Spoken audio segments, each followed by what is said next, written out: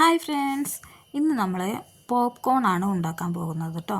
നമ്മൾ പോപ്കോണിൻ്റെ seed super മാർക്കറ്റിൽ നിന്നൊക്കെ വാങ്ങിക്കാൻ കിട്ടും. അത് വാങ്ങിച്ചിട്ടാണ് ഉണ്ടാക്കാൻ പോകുന്നത്. ആദ്യം ഇതുപോലത്തെ ഒരു പാൻ എടുക്കുക, അതിലേക്ക് കുറച്ച് എണ്ണ ഒഴിച്ച് കൊടുക്കുക.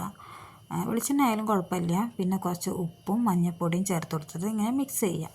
എന്നിട്ട് നമ്മൾ എടുത്ത് വെച്ച പോപ്കോണിന് കുറച്ച് പോപ്കോൺ അത് മുഴുവനായിട്ട് ഇടാൻ പാടില്ല കേട്ടോ.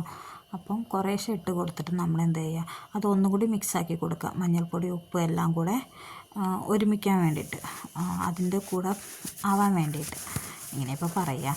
എന്നിട്ട് നമ്മൾ അടപ്പെടുത്തിട്ട് അടച്ച് വെച്ചിട്ട് സ്റ്റൗവിൻ്റെ മുകളിലേക്ക് വെക്കുക.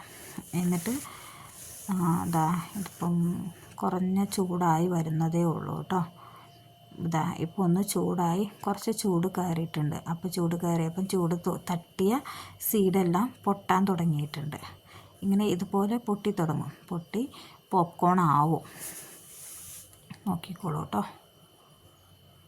കണ്ടില്ലേ ആവുന്നത്? ഫൈനലി ഇത്രയും ആയിട്ടുണ്ട് കേട്ടോ. നമ്മളിങ്ങനെ ചെയ്ത് ഇതിപ്പം ഇങ്ങനെയുള്ള പാൻ ആയിക്കൊള്ളുന്നില്ല കേട്ടോ. കുക്കറിലെല്ലാം ഉണ്ടാക്കാം. ഫൈനലി നമ്മുടെ പോപ്കോൺ തയ്യാർ.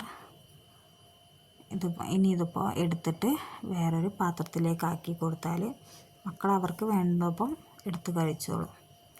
നിങ്ങളും കൂടെ ഒന്ന് ട്രൈ ചെയ്ത് നോക്കണം കേട്ടോ. കുറച്ച് സീഡ് വാങ്ങിച്ചിട്ട് ഒന്ന് ചെയ്ത് നോക്കൂ. ഇഷ്ടപ്പെട്ടാൽ ലൈക്ക് ചെയ്യണേ, സബും കൂടെ ചെയ്യണം.